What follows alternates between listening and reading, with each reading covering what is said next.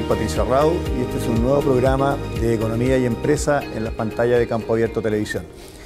En esta oportunidad tenemos un gran invitado, Rafael Berguán, quien es un destacado académico de la Universidad de Chile y también es el actual presidente de la Comisión Nacional de Productividad.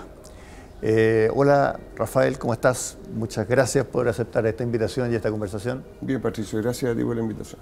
Hay temas para conversar, parece. Hay hartos temas para conversar, tú estás involucrado en muchos temas relevantes de la discusión pública. En primer lugar, sería bueno explicarle un poco a nuestros televidentes. La Comisión Nacional de Productividad es una nueva institución que fue creada a imagen de otras que hay en algunos países desarrollados y que tiene una muy importante labor, puesto que hoy día el tema de cómo incrementar la productividad en Chile parece que resuelve todos los problemas y si no se incrementa se acrecientan todos los problemas. ¿Por qué no nos cuentas un poquito la historia de esta nueva institucionalidad que tenemos económica, su objetivo y algunas de las cosas que está haciendo en este momento? Sí, vaso medio lleno, porque estamos todos un poquito enojados y todos de alguna manera desilusionados con cómo los distintos gobiernos han ido impulsando reformas. Hay mucha crítica del mundo de la economía y desde otros sectores, pero la verdad es que en el tema de la productividad, que es un tema global, tú lo sabes, ¿no es cierto? La directora ejecutiva del Fondo Monetario Internacional, varias veces, que ahora va a asumir el Banco Europeo, ¿no es cierto?, varias veces planteó que el gran desafío del mundo, no de Chile, es mejorar la productividad. Es un tema. Hay un economista muy famoso, se llama Paul Krugman, que escribe en el New York Times, que él dice, mira, y es un progresista además, es una persona que no tiene ningún problema en defender el rol del Estado, ¿no es cierto? No es un defensor libertario del mercado. Y Paul Krugman dice clarito, dice, mira, la productividad no es todo, pero en el largo plazo es casi todo. Y es que los países al final tienen calidad de vida porque pueden trabajar menos, tienen calidad de vida a propósito del debate, porque pueden invertir menos y liberar recursos para ocio y consumo porque son capaces en cada hora trabajada de generar un valor agregado más alto. Y Alemania trabaja 600 horas menos que nosotros y genera más o menos una vez al año, por año, algo así como 3 veces nuestro ingreso per cápita. El problema es que en el largo plazo resuelve todo y estamos poco acostumbrados a mirar el largo plazo. Tú tienes que estar en esta institución mirando el largo plazo y aportando en esa línea, porque claramente ese es algo que nos falta. La productividad no puede pensarse de un día para otro ni estar midiéndola el último mes.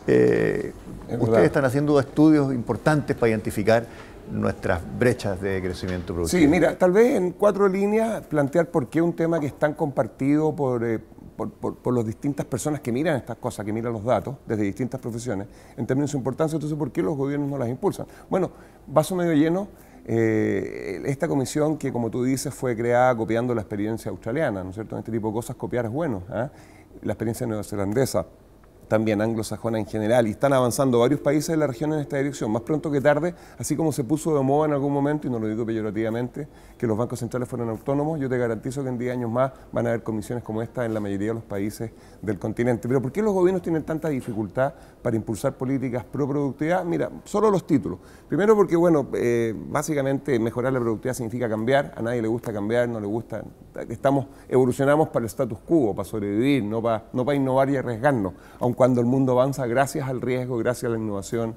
bien controlado, ¿no es cierto? Pero es así como avanza el mundo. Entonces, primero eso. Chile, que es bastante conservador y bastante apegado al statu quo. Bueno, tú lo sabes muy bien, un país pequeñito que también creció muy rápido en las últimas décadas, no tiene una base económica suficientemente amplia como para que existan los niveles de competencia que requiere una economía para funcionar bien. Competencia en términos de empoderar a los consumidores, ¿no es cierto? Que las utilidades sean las razonables para pagar la inversión, pero signifiquen menos precios, signifiquen más calidad, más variedad, etc. Entonces, un país como Chile tiene problemas estructurales por su tamaño. Rápidamente una empresa exitosa que es responsable en el buen sentido de habernos sacado del subdesarrollo, si tú quieres, y dejarnos donde estamos, se pueden transformar también vía poder económico en el buen sentido, utilizando sus herramientas en un bloqueador de innovación, pues eso está pasando en todas partes del mundo y Chile no es una excepción. Entonces, primero, que las políticas pro productividad típicamente requieren cambio, a nadie le gustan. Además, hay grupos de interés, todos lo somos, que las bloquean, no solo por razones de evolución, sino que son los que se benefician del statu quo. Claro, y ahí viene la discusión típica, esta altura clásica de los notarios, el cabotaje. Todos los profesores universitarios son un grupo de interés, los bancos, los remedios del supermercado. Y los ejemplos son comunes. Entonces, segundo eso. Tercero, las políticas pro productivas tienen el problema que no hay una bala de plata. No es como cuando uno dice regla fiscal nos preocupamos de la cosa de austeridad fiscal, Banco Central Autónomo, se acabó la inflación, caricatura por supuesto, y avanzamos, cambio cuantitativo. Acá no, acá es un listado de cosas muy chiquititas, individualmente bien insignificantes. De hecho, las agendas de los distintos gobiernos tienen 25, 30, 40, nosotros como comisión 30 medidas, la CPC, pareciera que no entendemos el problema y no, lo que ocurre es que esto es algo que tiene que ser así porque son muchas cositas chiquititas. Y por eso es difícil de vender a la ciudadanía, a la gente, de entender. Y es poco atractivo para los medios, ¿cuál es el titular si hay tanta cosa? Pareciera que no se entiende, ¿no es cierto? Y bueno, y además finalmente tal vez mencionar que esto es algo que es crecientemente relevante, a diferencia de lo que siempre pasa en economía, que nosotros vemos un problema, lo resolvemos y pasamos al otro. Mientras más cerca tú estás de Canadá, más relevante se hace la productividad, porque llega un momento en que al final trabajas menos, inviertes menos y solo te mueves con productividad. Entonces este es un tema que no es que esté de moda, es un tema que se va a hacer crecientemente relevante. Pero, insisto, a los gobiernos les cuesta. Costos hoy, beneficios en el gobierno siguiente en valor esperado, porque a veces no funcionan las cosas. ¿No es cierto? Ninguna gran medida y además grupos de interés hace que sea un poquito raro para un gobierno impulsar. Entonces, para terminar, lo que han estado haciendo los distintos países, crean estas instancias que son independientes del gobierno en el sentido que el gobierno te puede exigir qué hacer. Te dice qué hacer, te mandata, pero te puede exigir qué decir. Mucha transparencia en nuestros informes. Y no te puede sacar tampoco, hay ciertos periodos de... Exactamente, te nombran. Tenemos un equipo de 15 personas, un consejo de 8 integrantes que yo presido hoy día. La primera versión, 3 años, la presidió Joe Ramos, que hoy día sigue integrando el consejo. Ahí se aprueban las recomendaciones y los hallazgos, pero el equipo técnico trabaja con consultores. Nos acercamos al mundo privado, al mundo internacional, con la gente que entiende estas cosas, más allá que representan intereses para poder avanzar, y nos metemos en los temas más variados. Y hemos hecho, están todos los estudios en la página web, estamos en este momento trabajando en 3 estudios en paralelo. Mira, solo para dar un saborcito. Cuéntanos un poco los estudios. El primer informe fue un informe que nos mandató la presidenta Bachelet cuando nombró la comisión en el año 2015 y lo ratificó luego el presidente Piñera, fuimos creados por decreto, no por ley todavía, aunque hay un proyecto que supone que va a avanzar en esa dirección. El primer informe fue sobre la gran minería del cobre. Entonces, yo te digo, mira, esta es una opinión media personal, no sé si la comparte el resto de los consejeros, más que nuestros informes, más que por las recomendaciones, que al final el debate tributario muestra que personas inteligentes y educadas pueden tener opiniones distintas en algunas materias. Tú, ¿no es cierto?, y otra gente en el Mercurio tiene una definición bastante diferente de si la reforma tributaria, tal cual está pensado, es regresiva o no es regresiva. Ese es un tema técnico. Y por lo tanto, tampoco hay que creer que la verdad está escrita en una piedra y es una sola en muchas de estas materias. Yo encuentro que nuestros informes han contribuido más hasta ahora, más que por las recomendaciones, por los hallazgos. Hemos tenido la capacidad de juntar bases de datos que ni siquiera el Estado ha cruzado todavía y de esa manera ir poniendo sobre la mesa datos que no se conocían. En el caso del proyecto primero que hicimos de minería, nosotros tuvimos cerca de 20.000 observaciones de 100 faenas en Chile, comparadas con 5 internacionales, y sabemos en cada una de esas faenas en nuestro país, con datos a nivel de empresa, qué es lo que está pasando con el uso de camiones, qué está pasando con el movimiento material, etcétera, y eso te permite ir poniéndole números y ordenando un poco la discusión. Hicimos un informe sobre tecnologías disruptivas que tiene un capítulo sobre transporte, lo que la gente llama Uber. Entrevistamos a 3.000 usuarios, a más de 1.000, gracias al apoyo de la empresa, más de 1.000 conductores, y aparecieron datos interesantes. Por ejemplo, eso es muy interesante, pero no se trata de estudios académicos, de repetir las ideas generales que nosotros tenemos sobre estas cosas, sino que de entrar a picar. Y empezaron a encontrarse con sorpresas. Por ejemplo, en el caso de Uber, te estoy dando números aproximados. Yo soy un macroeconomista, no me pidas precisión micro. Entonces, en el caso de Uber, por ejemplo, cerca del 75% del tiempo que se usa Uber, de los viajes de Uber, son entre el viernes en la tarde y la madrugada del domingo. Que es más o menos intuitivo, ex post. Pero cerca del 75%, hay bastante menos traslape con los taxis tradicionales que lo que uno piensa. Por supuesto que la competencia a todos nos duele, a todos nos preocupa, tiene que ser justa. Claro, los choferes de Uber salen a trabajar en los momentos que no tienen otras actividades y están complementando. Entonces, como se aproxime la política pública con la preocupación de la transición, del costo de los que pierden, etcétera, no es lo mismo si esta cosa fuera totalmente traslapada, así están cumpliendo roles distintos en el mercado. ¿Te fijas? Estamos haciendo un informe ahora que yo encuentro muy bonito, muy interesante, que es sobre, para que la gente vea que esto no es solamente sobre que las empresas les vaya mejor o que la economía crezca más, aunque esto está relacionado, como todo en la vida. Un informe sobre eficiencia en el uso de pabellones para cirugías. 28 hospitales chilenos, públicos, 70.000 cirugías tenemos nosotros nunca se había juntado esta base de datos. Somos capaces de decirte a qué hora parten, a qué hora terminan, por qué, qué pasó, las comparamos con el sistema inglés. La utilización, la no utilización de los pabellones. Claro, mira, por ejemplo, en comparación con el sistema inglés, que se llama NHS, para usarlo como un benchmark. ¿Ah? Este es un desafío mundial también, el tema de la salud, por favor. Y todos sabemos que las listas de espera en Chile son extensas, 250 días, etc. Pero nuestros hospitales, en una cirugía que sea comparable, parten más o menos 1 hora más tarde que el sistema inglés. Hay heterogeneidad, por supuesto, hay hospitales que parten antes incluso, pero el promedio parte 1 hora más tarde y termina 2 horas antes. Interesante, si tú pudieras igualar el uso de pabellones solo en el horario institucional, que son 9 horas de lunes a viernes, porque uno tiene derecho a empezar a preguntarse si los sábados, dadas las necesidades de la población y la importancia de esto, se deberían, ¿no?, esta tecnología que está detenida. Entonces, si tú solo hicieras eso, tú podrías reducir en cerca de 45 horas y es más o menos un 30% de la lista de espera actual. No la lista de espera porque hay gente esperando. O sea, eso es porque la capacidad instalada no se ocupa en plena capacidad. Exactamente, y cuando uno empieza a preguntar, uno se da cuenta que bueno, las justificaciones son problemas de gestión, hay de todo tipo, hay grupos de interés. Los ingleses además tienen 2 turnos de 6 horas, son 12 diarias, no 9. Y además funcionan los sábados. O sea, tú podrías generar una reducción en cerca de 60% del tiempo necesario hoy esperando en una lista de espera. Y cuando tú reduces ese tiempo, porque la lista de espera no se va a acabar, porque hay una cola gigantesca de personas y esto solo va a crecer, pero el tiempo que tú estás en esa lista de espera, si lo reduces a más de la mitad, esto no solo tiene que ver con la calidad de vida, que es lo más importante, es un tema más importante que la salud no hay, ¿no? Sí. Pero además tiene que ver con que gente que está en lista de espera y que tiene una patología que es razonablemente simple, cuando pasa mucho tiempo se transforma en crítica, sí, y luego la operación termina siendo mucho más costosa. Y eso lo tiene que pagar el Estado. Entonces esto también es económicamente rentable, de un punto de vista, si tú quieres, tradicional, utilitarista, privado. Sí.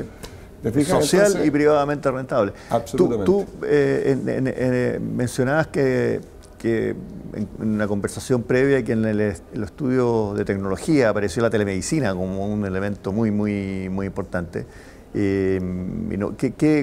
¿Qué potencial tenemos ahí en Chile en plazo relativamente mediano? Tremendo. Mira, acá algo que nosotros los economistas en general sabemos, sobre todo cuando uno se mete en cosas micro, que una de las variables que caracteriza la realidad es la heterogeneidad. Nosotros tendemos a hablar de producto per cápita, que es un promedio, porque sabemos que está asociado con muchas cosas importantes y porque todos los países lo miden. Pero al final es cierto que además de mirar la media, hay que mirar la varianza, como nos enseñaban, ¿no es cierto? Y la heterogeneidad es importante y por lo tanto hay que decir que en todos estos temas siempre hay casos muy distintos. Dicho lo anterior, en ese estudio de tecnologías disruptivas, uno de los capítulos sobre telemedicina, y eso a mí me pareció apasionante, por un poco lo que hablábamos antes. Esto es independiente del otro estudio que es particular sobre cirugías electivas y eficiencia hospitalaria.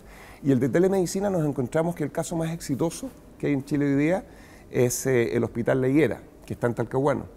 Ellos tienen puestos los sistemas, que hoy día son muchísimo más baratos que hace 10 años atrás, para básicamente resolver casi todas las necesidades que enfrentan demanda en 2 patologías particulares. A mí esto no se me habría ocurrido si no hubiera participado en esto. Una es oftalmología, por supuesto que no todos los problemas oftalmológicos, pero aquellos que son más comunes, hoy día gracias a la calidad de las pantallas desde cualquier parte del mundo, el oftalmólogo puede mirarte los ojos y decirte sin que tú tengas que salir del consultorio para pensar que ellos tienen la tecnología y decirte cuál es tu problema. Imagínate lo que significa para una persona que vive en Tierra Amarilla, que vive en el sur de Chile o en un país tan largo como Eso es fascinante, pero también requiere entonces que pensemos esta economía digital de una manera mucho más intensa. En Chile tenemos un mal troncal de fibra óptica, tenemos que invertir en troncales redundantes de fibra óptica para que puedas correr en esta carretera todas estas cosas. Imagínate que yo he sabido incluso que la fibra óptica a veces pasa por lugares realmente está colgado al alambre púa en algunas partes. Y es muy importante hacer esta inversión porque imagínate, estás operando a distancia y se te corta la carretera. Ahí hay un tema muy importante también que entiendo ustedes en el pasado también han estudiado la inversión solo para cerrar el punto anterior, digital. Déjame decirte cuál es la segunda, okay, no, solo para mencionarla. Sí, por ¿Cuál supuesto. es la segunda? No sé si se te ocurre cuál puede ser, pero es psicología, fíjate. atender a... O sea, algo que ahora la salud mental... Por videoconferencia. Pero claro, o sea, ¿no es cierto? O sea, la persona no tiene que tocar al psicólogo, ¿no es cierto? No tiene que existir una cercanía física real. Sí. Entonces, imagínate tú un mal que está cada día siendo más prevalente, que es súper caro, y al que probablemente la gran mayoría de los chilenos no tiene acceso. Sí. De las personas en este país, con el efecto que tiene en salud, en calidad de vida también. Bueno, oftalmología y psicología. Solo lo menciono para ir motivando esto. Déjame hacer un par de comentarios lo que tú decías en términos de la infraestructura digital. Y aquí dos cosas. Sí, efectivamente, si tú quieres, la cosa que da un poquito más de rabia es que el Estado en Chile ha invertido una cantidad importante de recursos en tener la infraestructura, el hardware, el software necesarios para poder avanzar en estas materias y sin embargo no se ocupan. Y esto no se ocupa, no quiero ser un poquito cínico como tendemos a ser los economistas, muchas veces porque hay grupos de interés que no quieren que se use porque tienen miedo. Oye, miedo fundado, y ahí el Estado es el que tiene que tomar, el gobierno tiene que ir y tomarla y decir, mira, aquí va a haber una transición, hay gente a la que la vamos a ayudar. No se trata solo de que tome tiempo. Si alguno va a perder, bueno, asegurémonos que esa persona esté reubicada en un lugar y tenga la capacitación para que no solo el país esté mejor, pero esa persona también. Es un poquito la complementariedad entre tecnología y trabajo, que se da tan exitosamente en el mundo en el siglo XX a pesar de sus desafíos. Bueno, no quiero ser irresponsable, pero hemos tirado a la basura enormes cantidades de dinero que además cuando no se aprovechan, porque no se lleva a la práctica esa tecnología para poder mejorar el servicio, es indigno para la gente, que generalmente es la gente que tiene más necesidades, la que se relaciona con el Estado en este tipo de cosas y que recibe un pésimo servicio y la plata se bota porque nunca se ocupó. Entonces ese es un tremendo tema. Un estudio adicional que estamos haciendo en este momento, entonces por lo tanto hay un desafío como dices tú, pero también es cierto que parte importante de esa inversión ya se ha hecho y no se está aprovechando. Y un estudio que estamos entregándole al presidente durante estos días, que nos mandató el presidente Piñera el año pasado, sobre trámites, regulaciones para realizar grandes inversiones en 5 sectores clave. No para reducir las regulaciones, sino que para eficientarlas. Vi que estaban con un... Bueno, ese estudio, uno de los problemas que notamos, esto estoy hablando de lo mismo que dices tú, la parte de tecnología.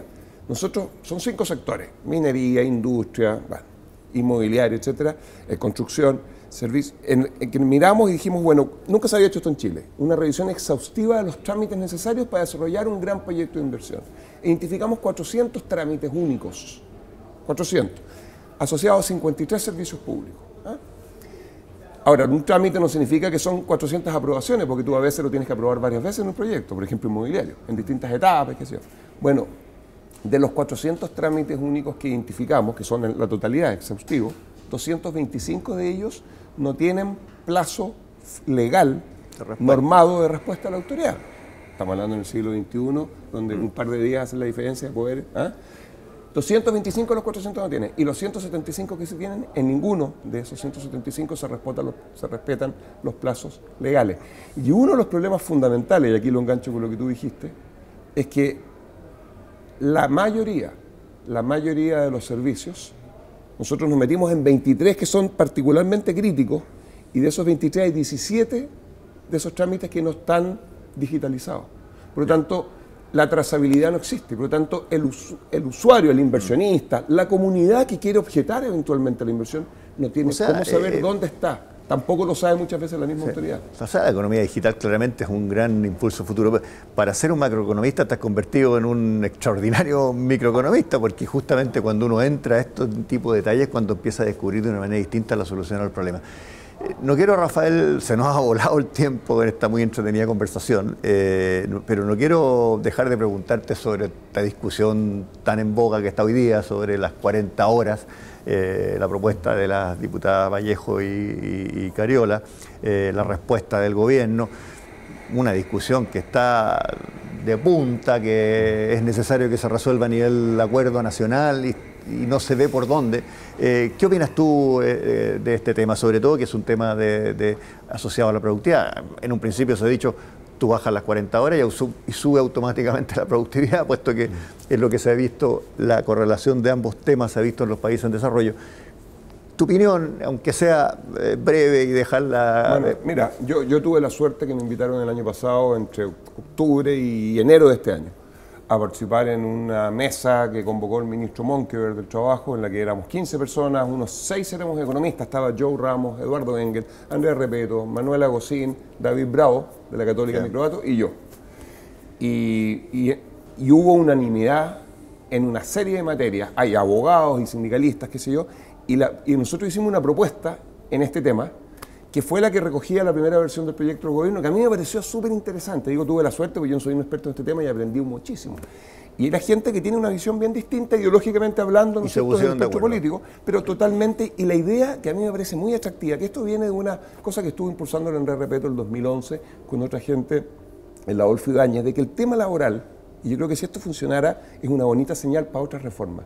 El tema laboral se piensa siempre como un tema en el que hay dos partes que están contrapuestas, dueño de la empresa y trabajador. Y no quiero ser cliché, esto es una realidad, y entonces es como un juego de suma cero. Entonces yo quiero una cosa, los empresarios quieren flexibilidad para adaptarse al ciclo productivo, pareciera tener todo sentido del mundo, sobre todo en el mundo actual. Los trabajadores necesitan ciertas certezas, primero que les permita comer todos los meses, y segundo que les permita negociar en igualdad de condiciones en un mundo en el que no hay simetría de negociación, y por eso hay regulación en todas partes. Entonces unos piden flexibilidad, los otros dicen que es precariedad. Después los trabajadores quieren trabajar menos y los empresarios dicen que el costo va a subir. Bueno, la propuesta nuestra era, ¿por qué no avanzamos en ambos ámbitos al mismo tiempo? De manera que trabajadores y empresarios ganen, pero al mismo tiempo los dos cedan un poco. De una manera que tenga sentido, hagámoslo con gradualidad y evaluamos cómo va funcionando esto. Y por eso la propuesta era, reduzcamos las horas trabajadas por secretaría, pero hagámoslo en paralelo, las 180 simultáneamente.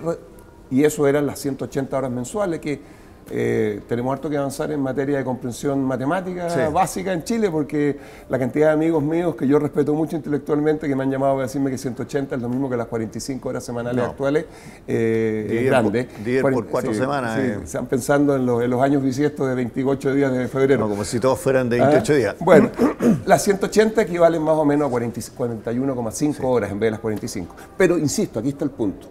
Por supuesto, un trabajador va a decir, yo quiero las 41,5 de inmediato. Por otro lado, decimos, bueno, esto aumenta el costo. El que no vea eso, más allá del efecto cuantitativo, que es difícil de medir qué va a pasar con el empleo, aumenta el costo. Y en un mundo actual, con sustitución de tecnología, con gente que además mucha está con contrato a plazo fijo, por lo tanto, en pocos meses más se va a quedar sin pega y va a tener que recontratarla. Obviamente no la van a recontratar al mismo sueldo ni con la misma probabilidad. Eso es un hecho de la causa, nos guste o no nos guste.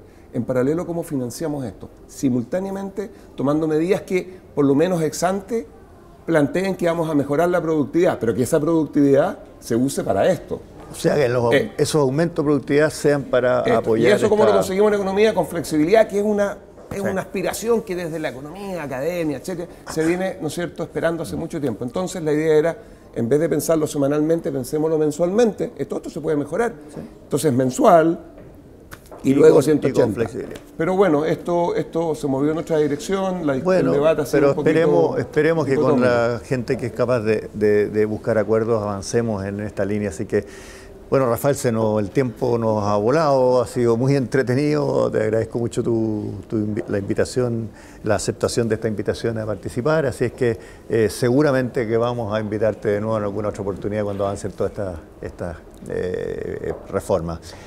Bueno, amigos, ha sido una nueva conversación en Economía y Empresa con las pantallas de Campo Abierto Televisión. Será hasta la próxima oportunidad.